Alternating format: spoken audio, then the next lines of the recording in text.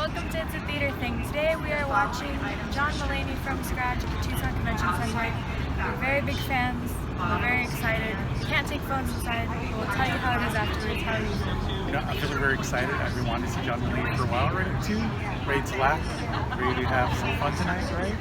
And we're here at the GCC, so let's see how it goes, and we'll tell you later how the show went. And we're very excited. Awesome, right?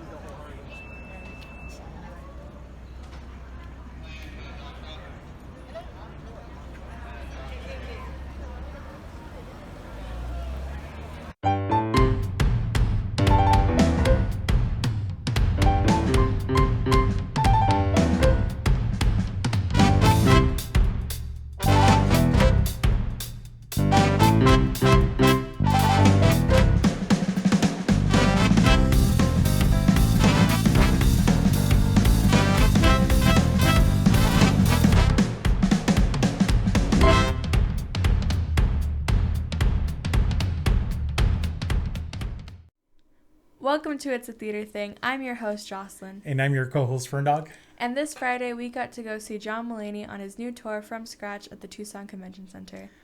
So it was a pretty cool show. It was a great show. Very cool show. Yes. Laughed a lot, like we said. Definitely had fun. Yes.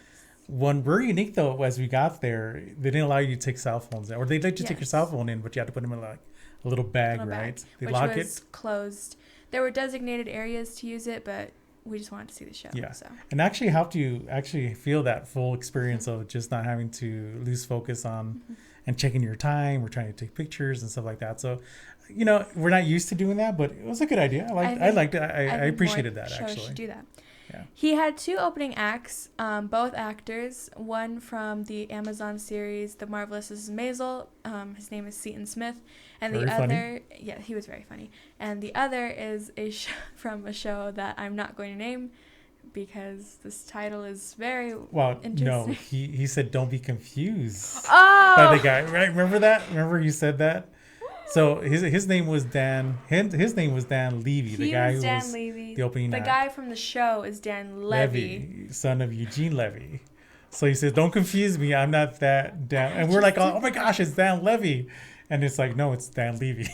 Funny guy though, really funny guy though. Funny. He was in the show How I Met Your Father, right? Yes, he was a producer on How I Met Your Father. And it was funny too because the way he left, and he was kind of we're not going to spoil it for you. Yes. But just we enjoyed it. He was very funny as well. Both very good acts to really amp up the show and get it started. But let's talk about the main act. Let's talk about John Mulaney now. Oh my gosh. That was amazing.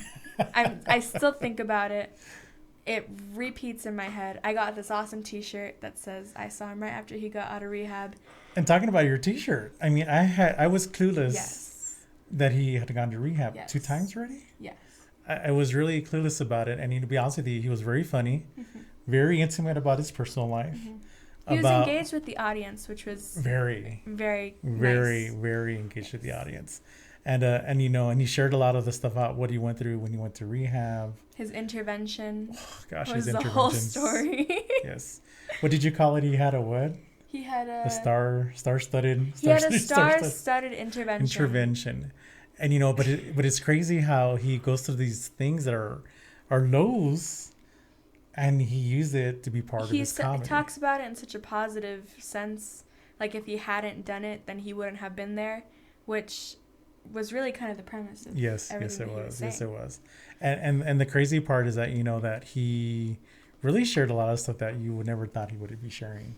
It's not really stuff that celebrities talk about. No, it's not. And but the jokes are there.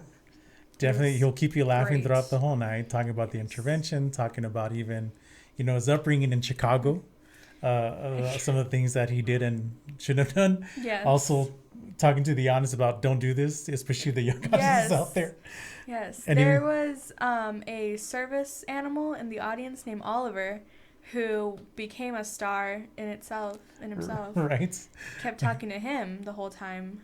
And then there was the other person too, the teenager. There was a teenage boy named Chris who became part of the show as well. So it was very funny. We don't want to talk about it too much because in case you want to go see it, or if you have no idea who he is, But it was a great show. Check him out on Netflix. He's an Emmy winner, so... Yes. And he used to be a writer for SNL, He was a writer correct? for SNL. He actually wrote all the Stefan sketches. Yeah, yes. And it was funny because he even mentions during his time before his intervention how he wasn't working for SNL anymore. Yeah. But you have to hear the connection that he makes that Yes. same night that he goes to SNL. It's out the offices, right? Yes. For whatever reason. And then he winds up at his intervention and winds up even late at his own intervention, You know, which is kind of funny. yeah. Just the way he sets everything up and what he talks about is just very hilarious, Mm-hmm. you know. I know this is one of your dream concerts you want to go to, comedy Yes, shows, right? it was exactly how I pictured it. It was very funny, and I'm very glad that I got to say that I got to go to a John Mulaney stand-up. So let me ask you this question. What was the first show that you saw of John Mulaney where you said, oh my gosh, that's John Mulaney. I'm a fan now? The first thing, I don't remember, I know that it wasn't a show that I had seen, but I was listening to his original... like one of his audio... Original shows. Okay. I was listening to New in Town. And I remember it because I was doing social studies homework during the middle of the pandemic when we were online. And well, doesn't he mention that to the audience? If you parents who don't know me, adults, ask your daughters and ask your sons who are not athletes, non-athletic sons, because they're the ones who listen to me, which is very true. It is true. I got introduced to John Mulaney because of yes. Jocelyn here, so and thank you, Jocelyn. I showed my mother and all my friends. And only the three of us listen to him. But definitely, as you were mentioning, if you want to catch him on Netflix, what shows is he on? Or what comedy stand-ups did he have? He has 3 specials on Netflix that are stand-up comedy. He has New in Town, Kid Gorgeous Goes to Radio City Music Hall, and The Comeback Kid. But he also has a Broadway show that he did in 2017 with his best friend Nick Kroll called Oh Hello on Broadway. And in 2019, he did a special called John Mulaney and the Sack Lunch Bunch. And then you can also find his stuff on iTunes. Yes, you can also go to those places where you can actually find if you just want to listen to the audios of his stand-up con. But definitely a show not to miss, one that you want to see. If you can get tickets for it and, on the upcoming shows that he has, go for it. You're not going to be disappointed. You're not going to be disappointed at all. Awesome. So this is a theater thing. One of our first kind of little promos, just to kind of tell you what we're going to be talking about. And once again, hosts. Once again, I'm your host, Jocelyn. And I'm your co-host, Ferndog. And welcome to It's a Theater Thing. And we'll see you next time. Bye-bye. You know what that phone call was about? I'm pretty sure I do. What do you think it is? Is it John Mulaney? Yes, we got John Mulaney tickets.